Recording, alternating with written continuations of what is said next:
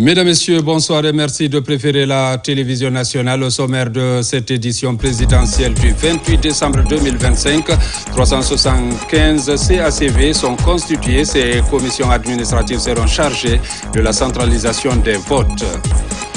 Construction de l'hôpital régional de Kankan. La pose de la première pierre a été présidée par le ministre de la Santé et de l'Hygiène publique, accompagné par le ministre du Plan et de la Coopération. Valorisation de l'art culinaire guinéen. L'ambassade d'Italie appuie les acteurs du secteur pour promouvoir les produits locaux à travers le savoir-faire italien. Les temps forts dans ce journal. Une fois encore, bonsoir et bienvenue dans ce journal. Mise en place des membres des 375 commissions administratives de centralisation des votes CACV.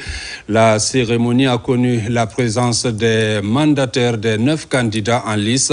Cette étape est une exigence du nouveau code électoral dans ses articles 103 et 104. Elle a été suivie de 2 autres cérémonies, notamment la remise d'équipements à la direction de l'ONESI et celle d'un chèque à l'Urtelgui. Compte rendu Amadou Touré. C'est conformément aux dispositions du nouveau code électoral en ses articles 103 et 104 que la Direction générale des élections, sous la supervision d'un huissier de justice et en présence des mandataires des 9 candidats en liste pour la présidentielle du 28 décembre 2025, a organisé ici à son siège le tirage au sort pour désigner l'ensemble des membres des 375 commissions administratives de centralisation des votes, CACV. Nous tirons au sort au niveau national parce que c'est une élection nationale. Donc nous avons 9 candidats en liste et nous avons plus de 375 CACV à mettre en place. À l'extérieur, nous n'avons pas de commission administrative de centralisation.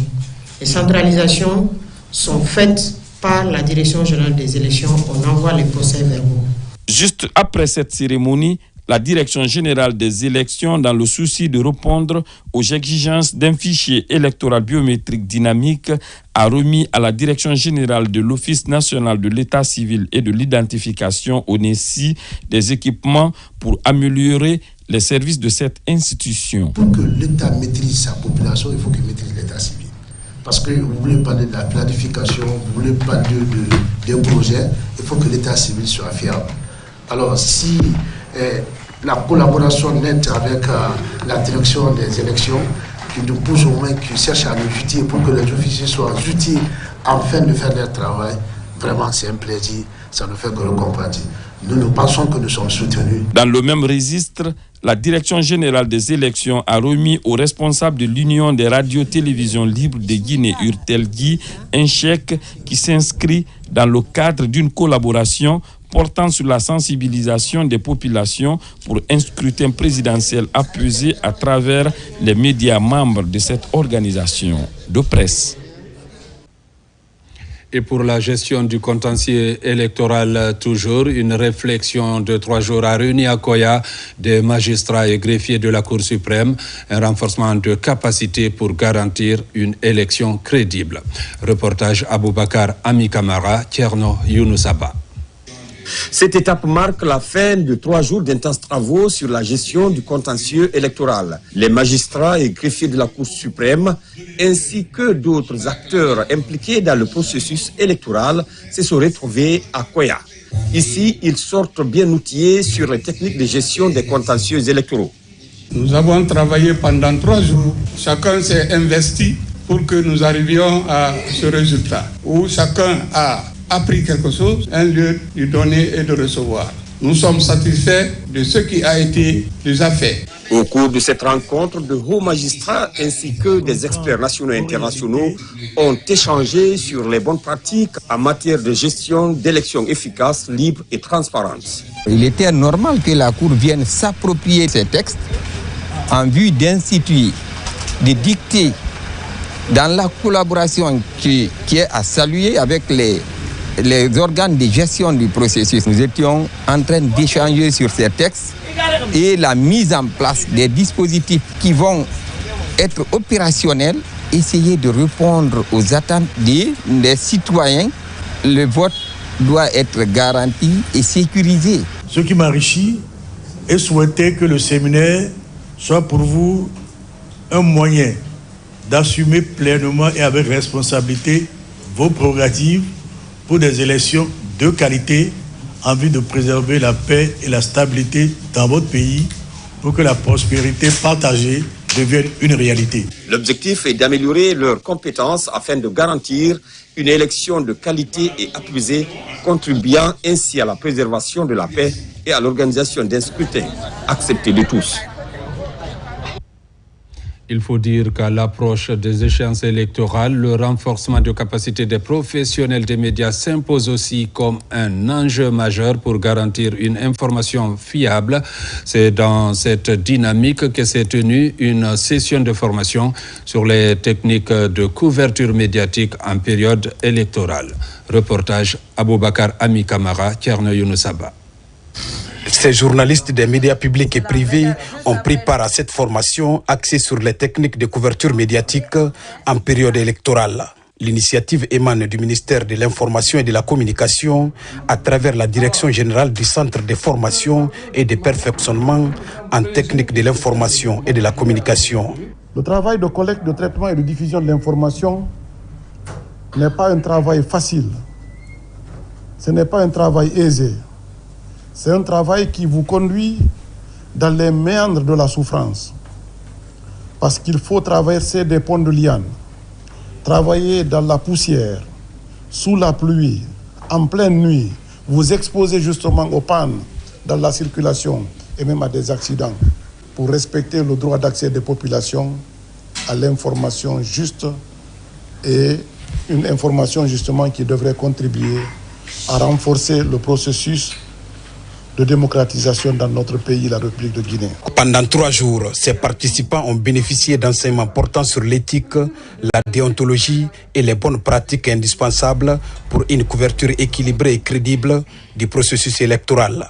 Cette formation nous a permis d'acquérir de nouvelles compétences, de renforcer nos connaissances et de mieux comprendre les exigences professionnelles, éthiques et déontologiques liées à la couverture électorale. Leur expertise nous a éclairés sur des notions essentielles telles que le fact-checking, la neutralité éditoriale, la vérification des sources, la gestion des tensions en période électorale, ainsi que la responsabilité sociale du journaliste. Cette session a également permis de sensibiliser les professionnels à l'importance d'un traitement de l'information responsable afin de contribuer à un climat apaisé durant toute la période électorale. Santé avec la construction de l'hôpital régional de Kankan. La pose de la première pierre a été présidée par le ministre de la Santé, accompagné de celui du plan et de la coopération. Thierno Maroufba. Sur ce périmètre de 13 000 m² dans le district de Foussem, sous-préfecture de Kalfomoria, il sera réalisé l'hôpital régional de Kankan. Ce centre hospitalier régional vient s'ajouter à ceux de Kindia et Labé, dont les travaux avancent à grands pas. Cette initiative présidentielle vise à rapprocher les soins modernes à la population de l'arrière-pays. Avec la construction de cette infrastructure régionale, l'État guinéen veut renforcer son système de santé à travers des ouvrages de qualité. L'hôpital régional de Kankan s'inscrit pleinement dans le programme de développement socio-économique durable et responsable Simandou 2040. Vision stratégique portée par le président de la République pour transformer durablement la Guinée. Elle relève plus précisément du pilier 5 et qui place l'humain au cœur du développement. La pose de la première pierre de l'hôpital régional va nous rassurer, va nous donner encore de tonus pour encore dire grand merci, Excellence Mamadi Doumbouya. L'autre avantage de la réalisation de cet hôpital régional est désormais de diminuer les évacuations sanitaires vers Conakry. Au total, 200 lits sont attendus à la finition de cette infrastructure dont la durée est de 36 mois. Les principaux domaines d'intervention seront la médecine, la chirurgie et l'obstétrique. Le programme et l'architecture répondront aux critères d'un hôpital moderne et d'autres mots une flexibilité architecturale permettant son évolution ultérieure. La construction de cet hôpital régional moderne, doté de personnel qualifié et en nombre suffisant, ainsi que d'équipements médicaux de pointe, constitue donc une réponse adaptée, anticipée et stratégique, tant pour la sécurité sanitaire que pour le développement économique et social de la région. Après Kindia et Labé, capitale des régions naturelles stratégiques, Kankan, capitale de la Haute-Guinée, bénéficie aujourd'hui de ce projet majeur. Et Zérékoré, capitale de la Guinée forestière, suivra. Dans le même élan de rapprocher les offres de soins, le ministre de la Santé, accompagné de ses homologues, lance des travaux de construction du centre de santé amélioré de Kalfa Moria. L'infrastructure fait partie des 50 centres de santé en phase de construction dans tout le pays. En Zérékoré, régulation du secteur pharmaceutique, le bureau régional de l'ordre des pharmaciens est officiellement installé en présence de nombreuses autorités administratives, universitaires et professionnelles de la santé. Une étape décisive qui permettra de renforcer l'encadrement de la profession et garantir à terme la qualité des produits pharmaceutiques destinés aux populations. Reportage Mohamed Salioupaï. Dans l'enceinte de l'université de Zérékoré, autorités locales, pharmaciens, responsables sanitaires et partenaires se sont réunis pour assister à l'investiture du bureau régional de l'ordre des pharmaciens. Un moment solennel marqué par la volonté commune de structurer davantage ce secteur sensible au cœur de la santé publique. La décentralisation de notre institution permet au Conseil de l'ordre de se rapprocher des pharmaciens installés dans les régions. Une gouvernance efficace doit être présente là où les défis se posent, là où les décisions doivent être prises et appliquées. Les autorités présentes ont salué cette investiture qui marque une nouvelle étape, celle de la responsabilisation et de la modernisation du secteur pharmaceutique dans la région forestière. Votre présence ici, dans notre région, les défis sanitaires sont nombreux. L'accès aux médicaments de qualité, la lutte contre la vente illicite des produits pharmaceutiques sont des enjeux majeurs pour la sécurité sanitaire. Face à l'ampleur des défis à relever, j'exhorte chacun d'entre vous, ici présents, à apporter sa pierre à l'édifice. Nous serons vos relais sur le terrain, les sentinelles de la déontologie et les forces de proposition pour adapter la politique nationale aux spécificités de notre milieu de vie. Avec ce bureau désormais opérationnel, les acteurs de la santé espèrent un meilleur encadrement du secteur pharmaceutique dans la région. Une étape importante qui vise la protection des populations et l'amélioration de la qualité des soins. Remise aussi des titres de prise en charge sanitaire à l'intérieur du pays. L'opération est pilotée par le Fonds de développement social et de l'indigence. À Varana, plus de 30 malades ont reçu des documents qui les permettront de bénéficier des soins et des produits médicaux. Moussa Kouyati. Après les régions de Kindia, Mamou et Labé, le Fonds de développement social et de l'indigence a mis le cap sur Farana à la rencontre des malades indigents.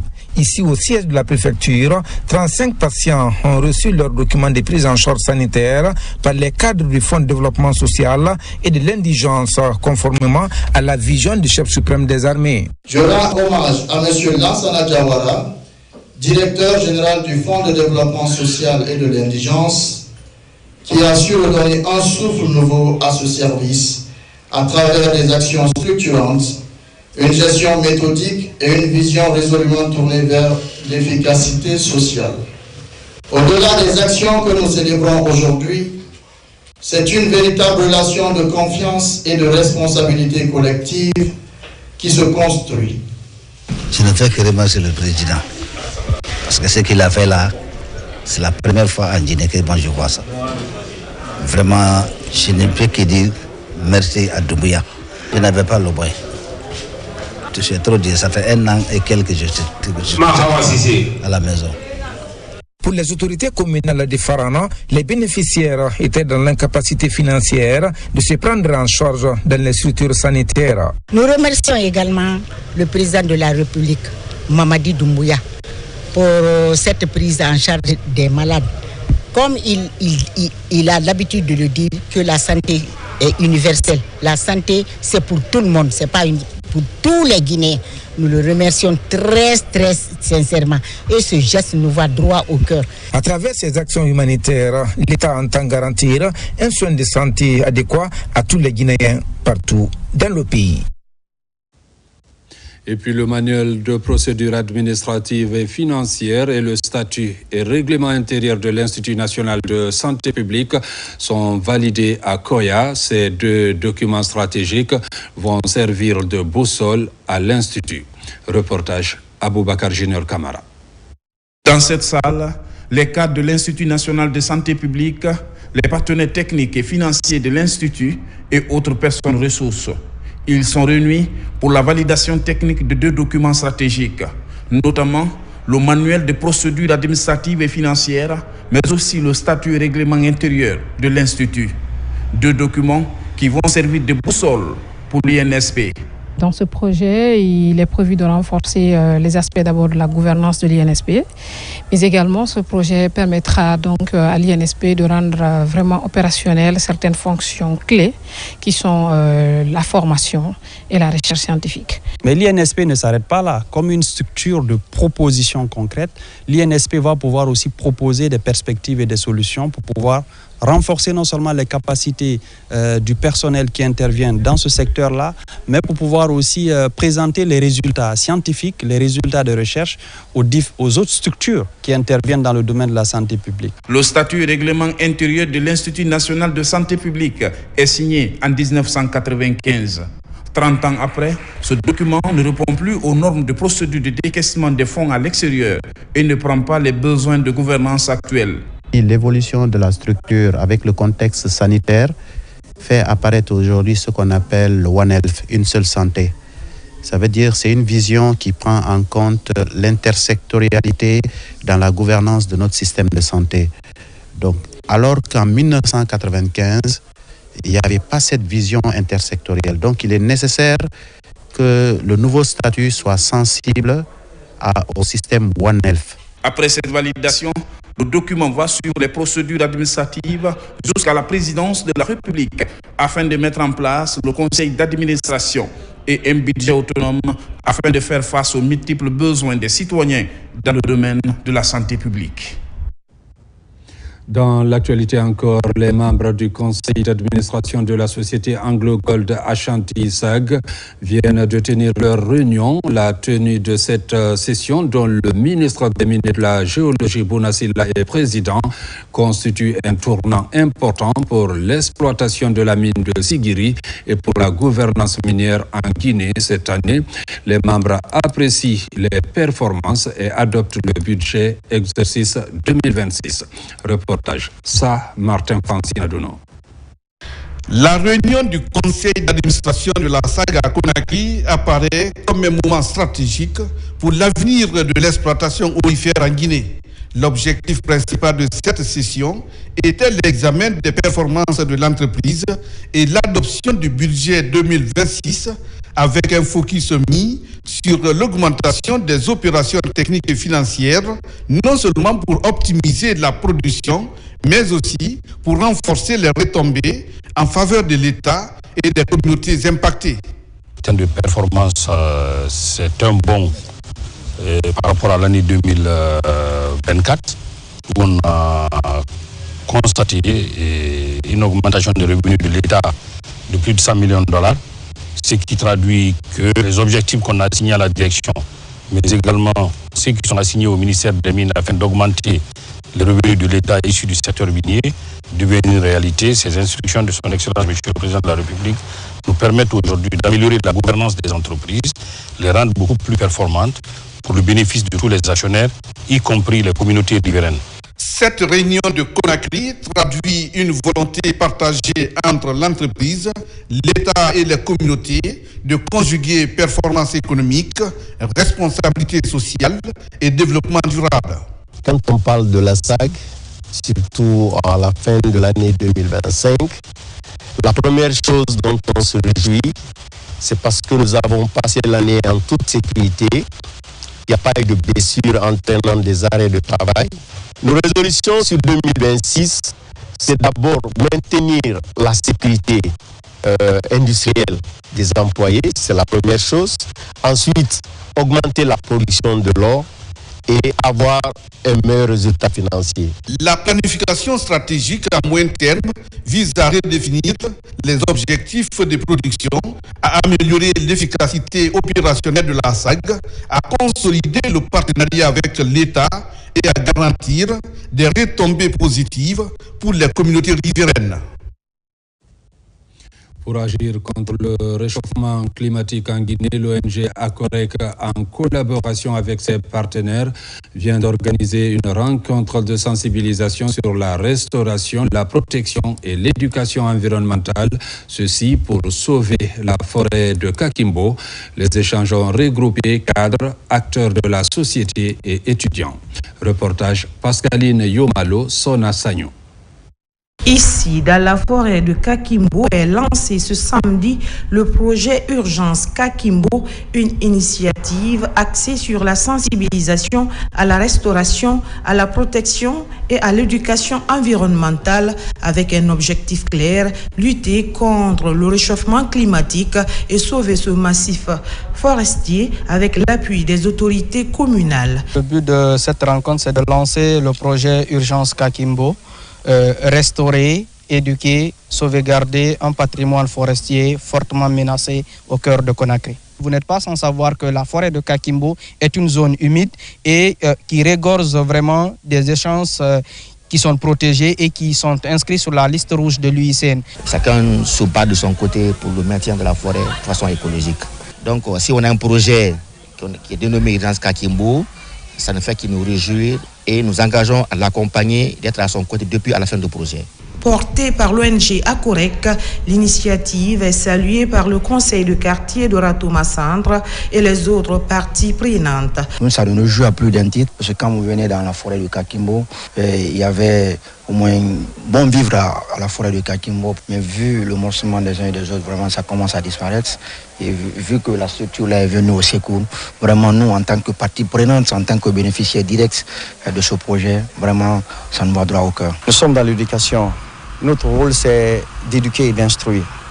On ne fait que sensibiliser les enfants, d'éviter l'abattage des arbres, à défaut de planter, de ne pas détruire. Sauver la forêt de Kakimbo, c'est préserver un patrimoine naturel menacé, un combat collectif pour l'environnement et pour les générations futures. Promouvoir un environnement de travail sans violence, c'est l'objectif d'une campagne lancée ce mardi au ministère de l'Hydraulique et des Hydrocarbures. Cette année, la campagne est placée sous le thème « Pas d'excuses, tous unis pour mettre fin à la violence numérique faite aux femmes et aux enfants ». Reportage Mariam Kamara. Organisée par le ministère de l'Hydraulique et des Hydrocarbures, en partenariat avec l'UNICEF et les acteurs du secteur, cette journée vise à placer l'assainissement au cœur des priorités nationales. Dans notre pays, la question des toilettes dépasse largement la dimension technique. Elle touche à la santé publique, à la dignité individuelle, à la cohésion sociale et plus profondément encore à la vision que nous avons de nous-mêmes en tant que nation moderne. Au menu des discussions, l'urgence d'agir plus vite pour offrir à tous des sanitaires dignes et sûrs.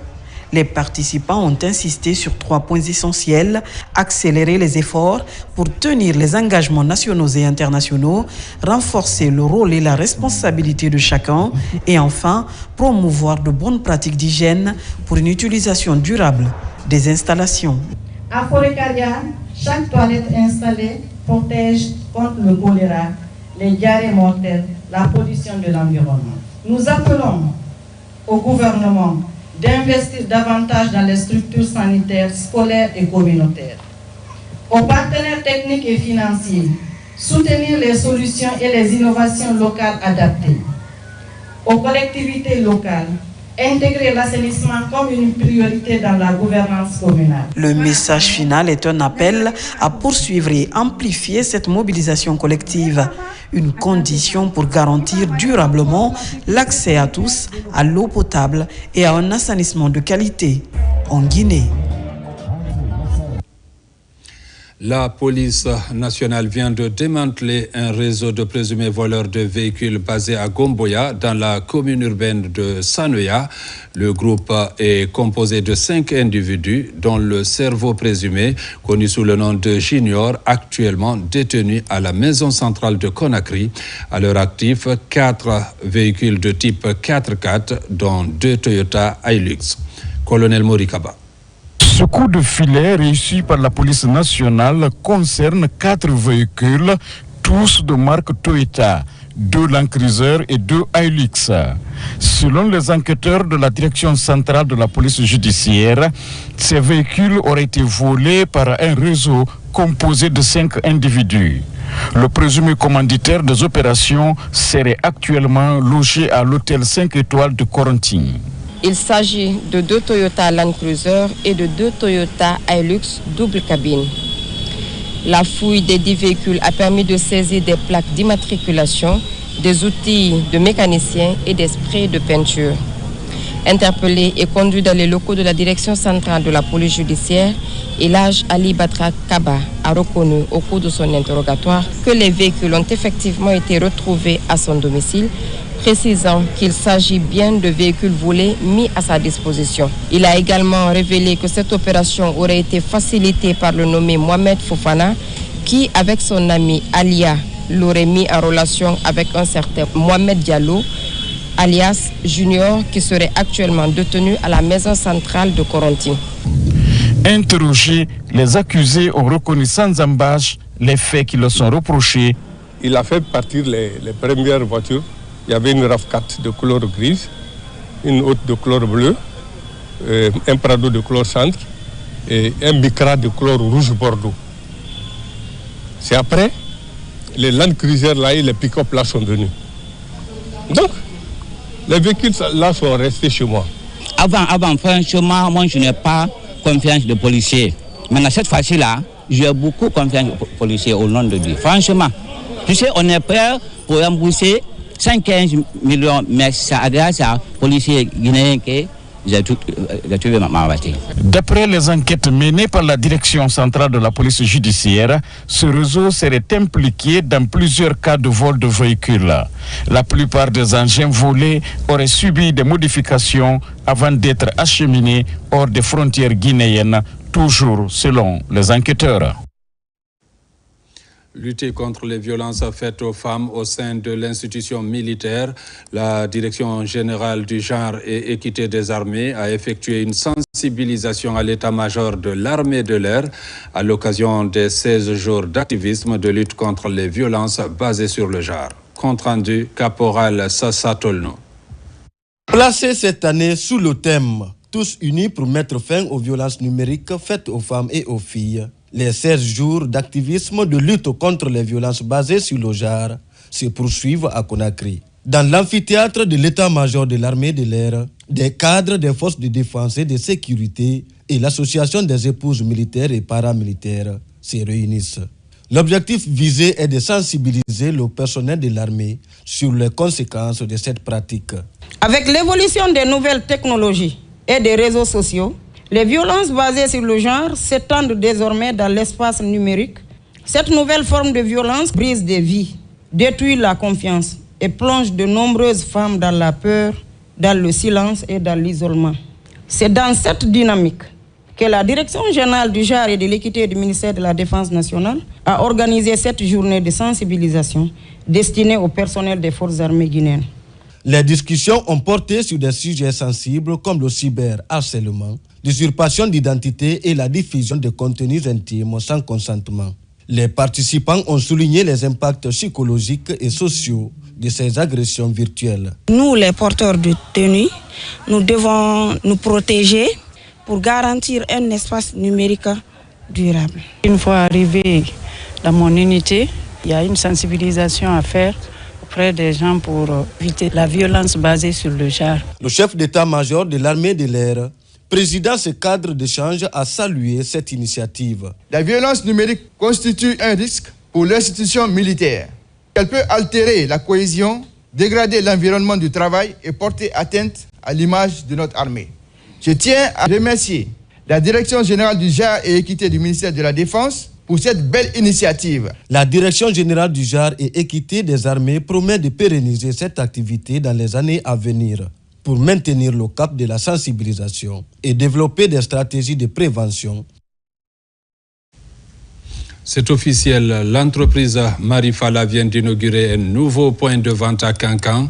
Il est implanté au quartier Missira Mobile pour livrer des opérations tant attendues. Un modèle commercialement offensif et plus efficace au service des clients. Les défis et perspectives étaient au cœur de la cérémonie d'inauguration. Reportage Diamo Kaba. Sur cette voie d'accès du cœur de la ville de Nabaya, l'entreprise Marifala s'offre un emplacement de choix dans cette localité en plein essor. Une première à l'intérieur du pays après 17 ans d'expérience. À l'intérieur du bâtiment, toute catégorie de meubles permettant aux clients de s'immerger dans l'univers de la marque et de découvrir les collections de mobilier et de décoration. Un espace conçu pour sublimer l'art de vivre et célébrer le savoir-faire guinéen dans toute son élégance. Marifala, c'est avant tout une vision, celle d'une entreprise guinéenne qui se positionne comme référence dans la fabrication de mobilier et la décoration haut de gamme. Notre ambition est claire, créer localement avec excellence ce que d'autres vont chercher ailleurs. Je tiens à remercier notre PDG pour sa vision et son leadership qui nous ont permis de réaliser ce projet ambitieux du showroom de Kankan. Au nom des travailleurs et de la direction générale, j'exprime ma gratitude à l'endroit de son Excellence, Monsieur le Président de la République, le général Mamadi Doumbouya, pour son soutien indéfectible à l'entrepreneuriat national. Nous remercions également Madame la ministre de l'Industrie et des Petites et Moyennes Entreprises, Madame la ministre du Commerce, pour leur appui et leur accompagnement. Le soutien de ces départements ministériels a été déterminant pour favoriser notre croissance et notre développement depuis le début. Nous sommes convaincus que la présence de Marifala à Kankan sera un catalyseur de développement économique et social pour la région. En agrandissant son écurie, la société Marifala affiche ses ambitions pour se rapprocher davantage de sa clientèle. Dans cette enseigne de meubles contemporains made in Guinée, la politique de proximité fait du chemin pour faciliter le déploiement sur le territoire national et dans la sous-région. De fortes ambitions de développement sont dévoilées. C'est de féliciter Marifala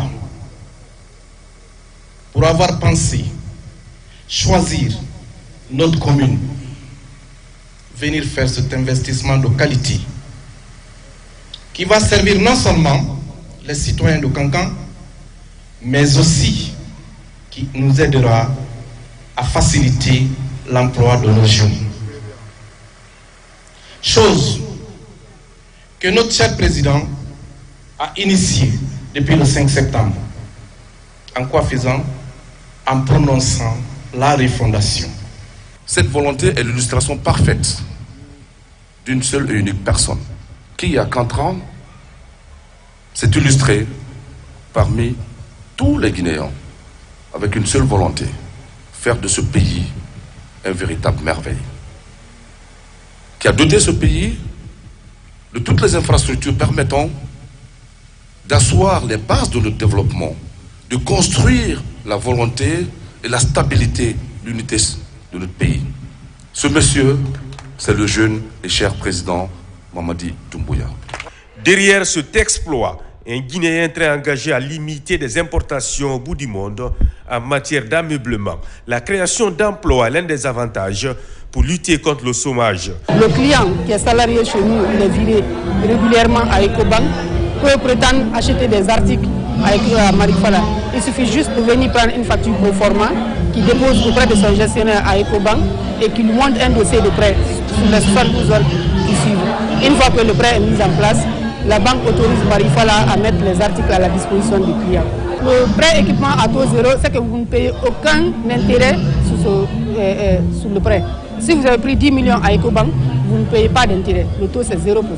Au lieu que le client se déplace jusqu'à Conakry, jusqu'à Mali Bamako, pour sortir de meubles de qualité, on dit écoute, pourquoi ne pas être ici, à leur côté, pour les faciliter ces produits-là. Je suis très fier vraiment de satisfaire les Guinéens et très fier d'avoir les premiers complexes industriels modernes de la Guinée où je vais fournir le contenu local en formant les jeunesses guinéens dans le cadre de consommation guinéen. Dans ce point de vente fraîchement inauguré à Kankanabaya, le développement croissant d'une clientèle à la recherche de l'art est défendu pour reconquérir le marché des articles. Pour rehausser le niveau de la formation culinaire et de promouvoir la richesse des produits guinéens, l'ambassade d'Italie en Guinée offre une formation dédiée aux établissements culinaires du pays à l'occasion de la semaine de la cuisine italienne, une approche qui marie tradition guinéenne et savoir-faire italien, ouvrant ainsi de nouvelles perspectives aux jeunes passionnés de cuisine. Reportage Makeme Keleti Donzo. Cuisiner autrement, valoriser les produits locaux et encourager la créativité culinaire, tel est l'objectif de la formation gastronomique organisée par l'ambassade d'Italie dans le cadre de la semaine de la cuisine italienne dans le monde.